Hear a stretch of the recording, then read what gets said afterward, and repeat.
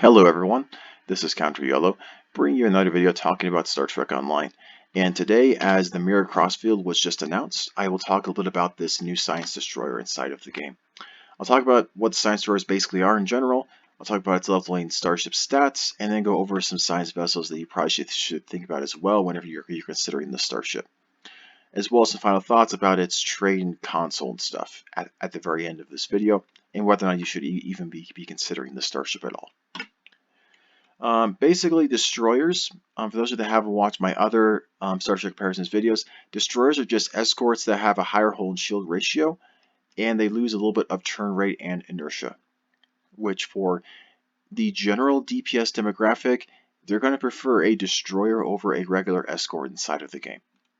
Now, your PvP players will prefer regular escorts or raiders over something like a destroyer. But most people that play this game just do PvE only, and so destroyers are just a flat-out upgrade to most captains inside the game.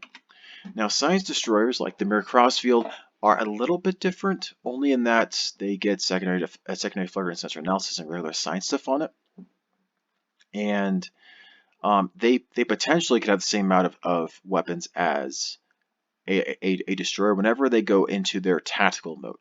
When you're in your tactical mode, though, you lose your science stuff, so you lose your commander's science ability and your secondary deflector to get an experimental weapon and a commander tactical ability. So what this means is that you basically, with this ship, it's almost like you have an additional ability on your starship for bridge officer abilities. You have two different commander abilities. You just can't use them at the exact same time. Bridge officer is a commander science. Obviously, whenever you have tactical mode, you have a commander tactical as well. Or instead of this, with two lieutenant commanders, a lieutenant and a C, like what your neural bridge officer seating is for regular science ships. When it comes to the leveling mechanics it's itself inside the game, because this is a promotion pack starship, which is the most expensive starships inside the game, its stats are going to be pretty superior to our other sciencey type ships inside the game. Yes, I know that some of you have complained in previous videos that the Mirror Angle isn't technically a science ship, but a lot of people who do radiation builds will still use the Mirror Angle, even though radiation builds are typically builds that you would put on, say, a science ship. And this is not technically a science ship because it doesn't have a secondary deflector, but a lot of your radiation build people like the Mirror Angle a lot. The Vulcan T'Pau obviously is a ship that's a science ship leveling. It is pretty nice. Its hull is low, but the hull is actually very comparable to most of your science ships as you're leveling inside the game. And so think about this ship as more like your ratio that you would expect from a regular science ship at your different tiers. And these ones are a little bit higher, and it would be very atypical and really, really strong. At tier 2, the Mirror Crossfield finally gets its first engineering console. It's weird that it doesn't get any at tier 1, but not really a gigantic big deal. It does have really high shields for it being a destroyer, which we'll get into later. But its stats are actually very, very nice. Then as we get to Lieutenant Commander and stuff, things are getting better as well. For this ship in general, what I've decided to do for some consistency's sake is I've made to put a little star here for its tactical mode stuff inside the game. I don't like it's not particularly clear on the post as to whether you can actually use tactical mode prior to level 30, because it's only a level 30 as to whenever you have the science seat become commander. It's not clear if you're able to use tactical mode prior to whenever this ship has a commander seat. I would imagine. I actually have really no idea. So for those of you that decide to do leveling stuff with this ship, feel free to let me know, or let others know in the comments as to whether you can use tactical mode before level 30 or not, because that would be very, very cool to know. Also keep in mind, This is just a little rant I'm just going to say in a moment.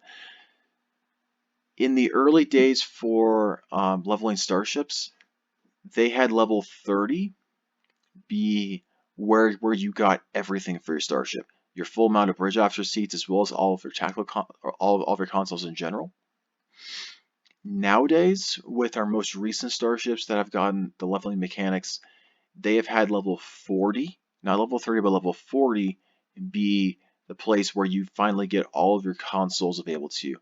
That is why here at this tier 4, level 30 level, that the Mirror Angle has more consoles than the Vulcan Tapao and the Mirror Crossfield. It's more that Cryptic has been deciding over time how they want to do the leveling mechanic.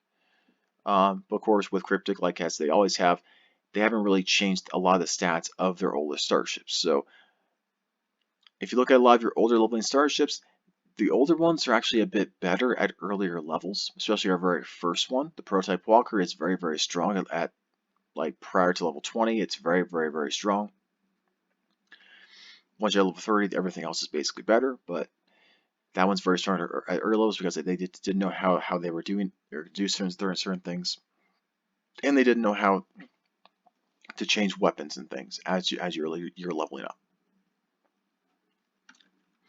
So there's my little rant said and done.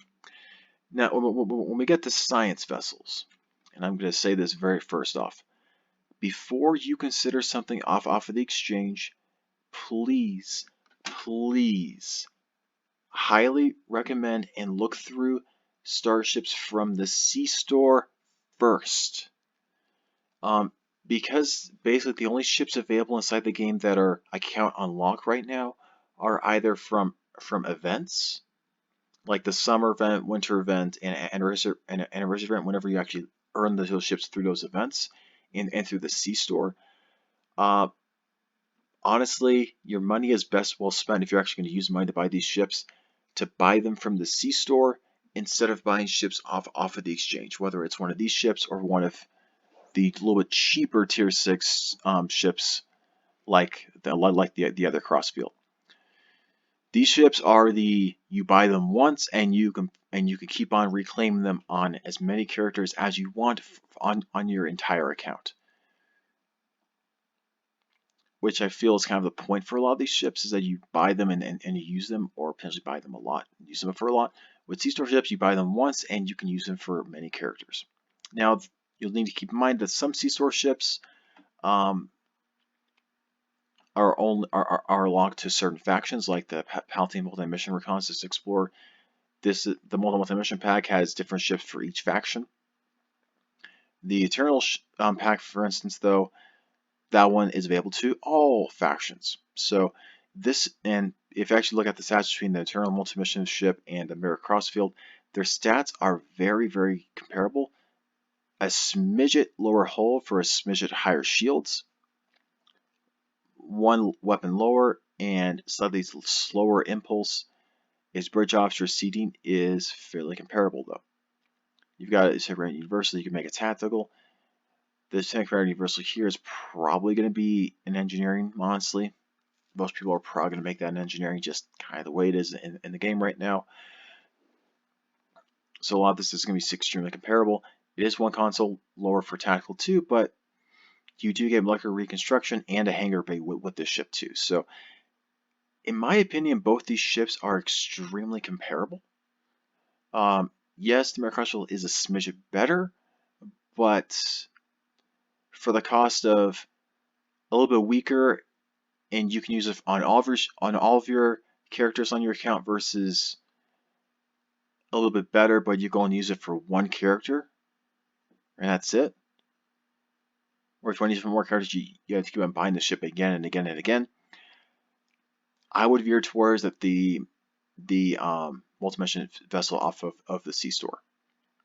The rest of this video will go over some more ships off of the exchange in one fashion or another. But just keep in mind, this is my personal point of view on this stuff inside of the game. When we talk about the leveling starships, these are the end game stats for these with the ratios and things. The Mirror Crossfield, for its ratios, is basically just a very good end game science ship.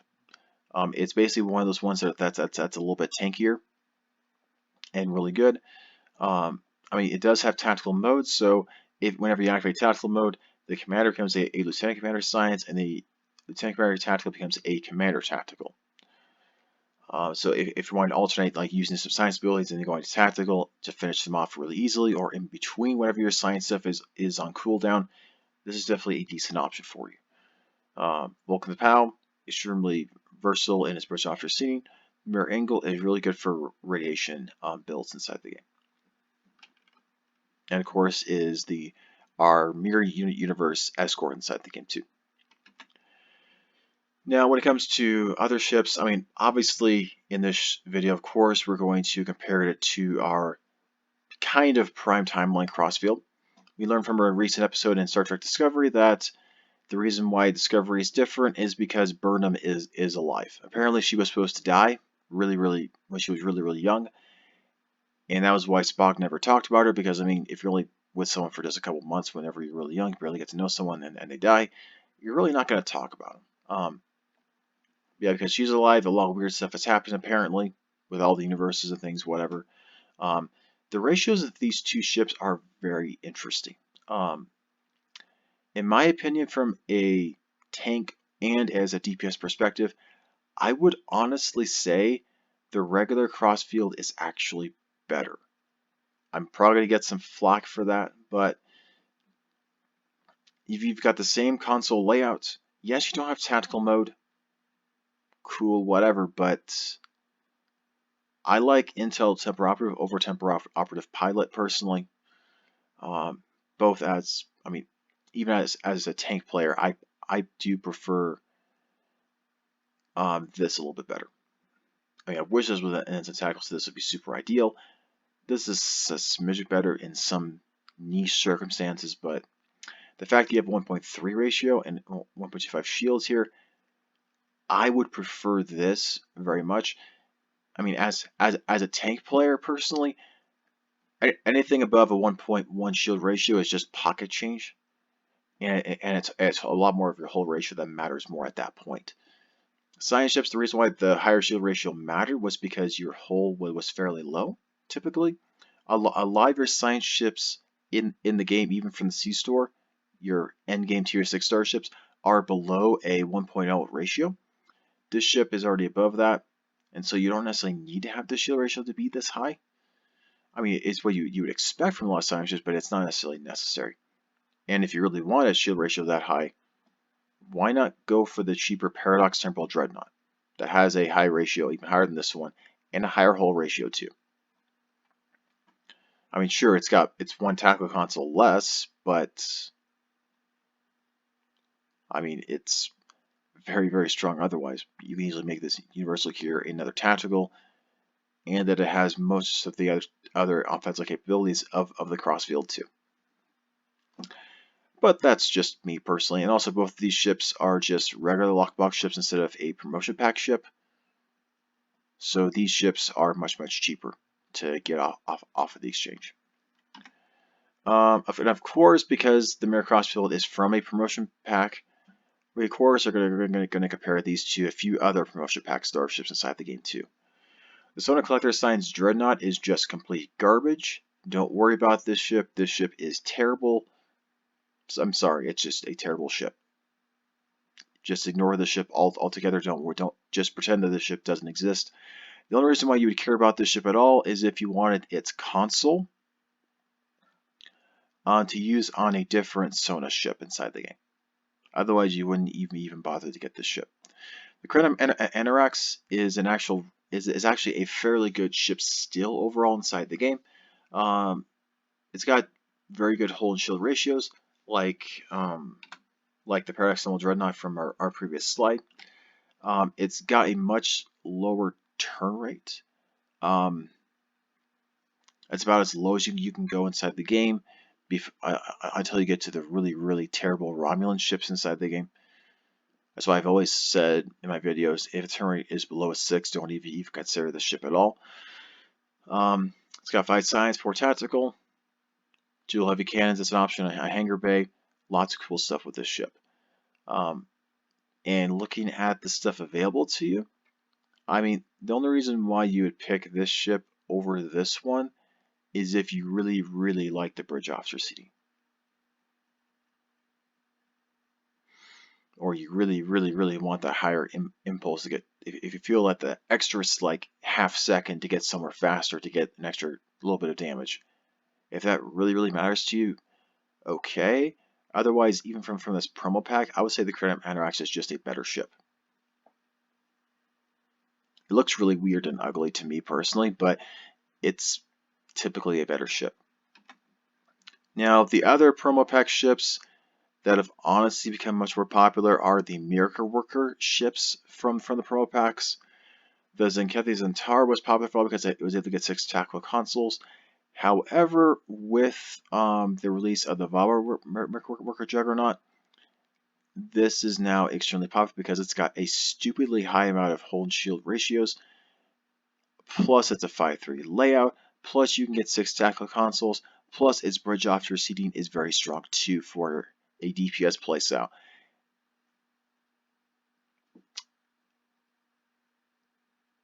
It's just really stupidly strong.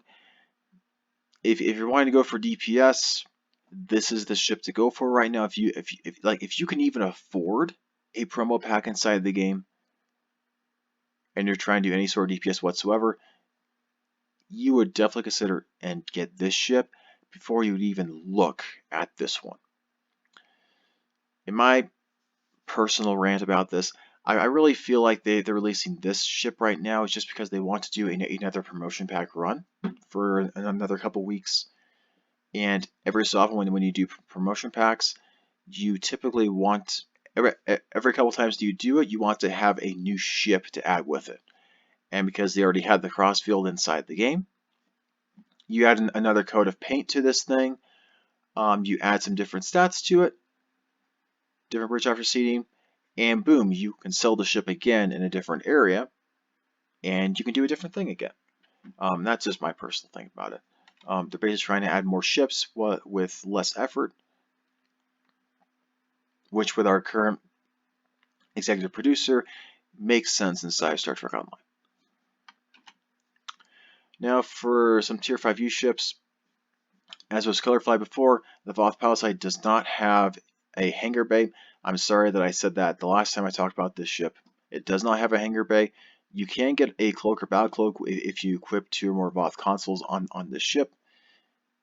It is one of the better Tier 5U ships inside the game, alongside the Dyson Science Destroyers, which is the same class as what our Mirror Crossfield is. This is the other Science Destroyer stuff inside the game. Again, with these star things, this ship also these ships also have tactical modes too. The difference is instead of an experimental weapon, these ships actually have a proton like cannon in the front that is usable whenever you go into your tactical mode. They're very rare. Sorry, like I think they're very ultra rare, and you can't upgrade them. But they are fun to use. It is a proton weapon and not a regular other weapon, so it's really hard to make it better without sacrificing the rest of your build. But they are fun to fly. If you want to know how these Science Destroyers function, I would recommend running the mission A Step Between Stars. It is one of my more favorite missions inside the game personally. You do have some cool puzzle stuff to think about and strategic things to think about in that mission. As well as, depending upon the faction that you do, there actually is a different ship that you fly at the end of it. If you're a Federation captain, you fly the Federation version. If you're a Klingon captain, you fly the Klingon version. If you're a Romulan captain, you fly the Romulan version of the Science Destroyer at the end of the level. Yeah, and if you like that ship, whenever you're flying, you can feel free to buy the ship from the C-store, or if you really want a Tier 6 version of a Science Destroyer S playstyle, the Mirror Crossfield might be an option for you. Again, for some of the other ships that I've mentioned in previous science videos, the Fleet Nautilus is a very, very strong earnable ship inside the game for offensive things.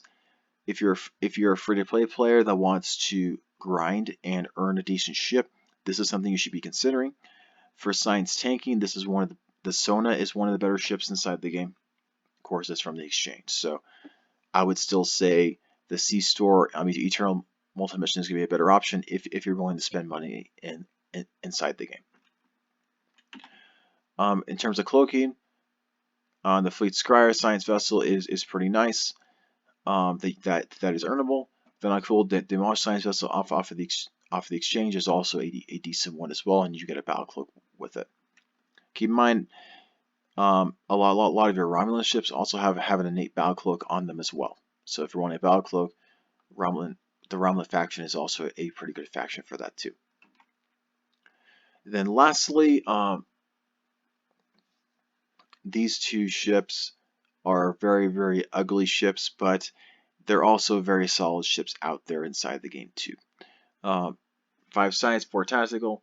They do have a weapon down over the Science Destroyer, but they are solid ships overall with very, very good hull and shield ratios too.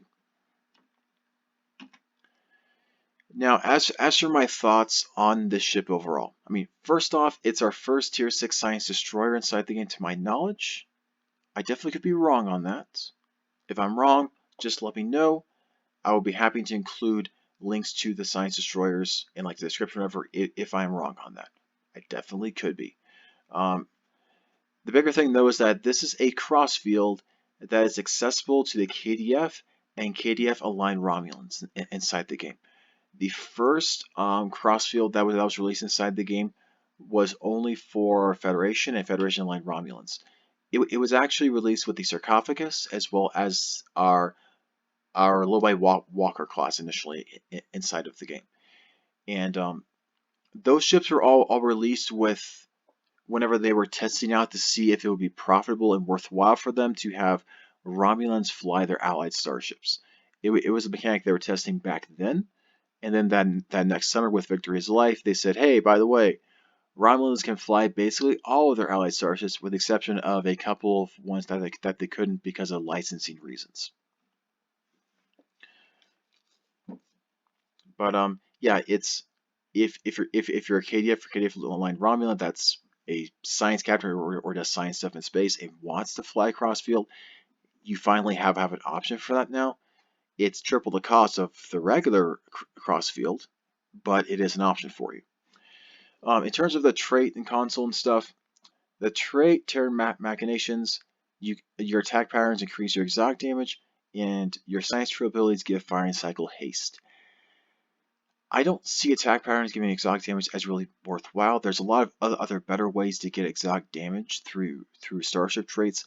Unless this thing is absurdly strong, I don't see this being worthwhile. Firing cycle haste from control abilities could be worthwhile. And they specify this as science control abilities because it's not like the controlled countermeasures reputation trait in which just control stuff gives you extra damage. It specifically says science control abilities. So you need something, I would probably say like a tractor beam at the lieutenant level would probably just be good enough, honestly. Or have a very, very long lasting gravity well, for instance. Is what I would say to use typically for this extra firing cycle haste. If this is really, really good, you might potentially start seeing some limited DPS builds with certain ships using this trait for those that are willing to pay for the most expensive traits inside the game. The console doesn't really seem worthwhile. It's a proximity based to your starship, AoE kinetic damage with a chance to hold. We don't know the chance to hold, but it's not really. This doesn't sound very good. The experimental weapon sounds interesting in that whenever your experimental weapon fires, it reduces the resist that the starships that's being hit have to control effects overall. Because this starship needs to go into tactical mode to use its experimental weapon, it almost feels like it's saying to use some of your science abilities and immediately switch to tactical mode and reduce their resist, or start in tactical mode and then go to science and use their science stuff afterwards, so that they can't escape your like gravity well as easily. This sounds more like this is better for other radiation boats, for instance, inside the game. They're using some like sciencey stuff in their build. They're always going to have their experimental weapon there. This sounds like it's better for ships other than this ship, other than specifically for this ship. So it sounds interesting. I'm not sure if it's going to be optimal for this ship though. The big cons though, we've waited 5 years for a tier 6 science destroyer to finally get one, and it's in a promotion pack. So very few people in the game can actually access this ship. I don't like promotion packs because promotion pack starships on average have triple the cost of regular tier 6 ships off of the exchange. Regular ships on the exchange cost between 300 and 400 million energy credits. Promotion packs are typically 1.1 million to 1.25 million energy credits on average. Some stupidly rare ones like the Klingon D7 and the Romulan Tellaro carrier warbird are around like 1.3 billion. But the other ones are around about 1.1 billion. And combined with how high this cost is versus the Prime Crossfield, I am personally not seeing any worthwhile advantages of this ship for the triple cost versus the regular Crossfield inside the game.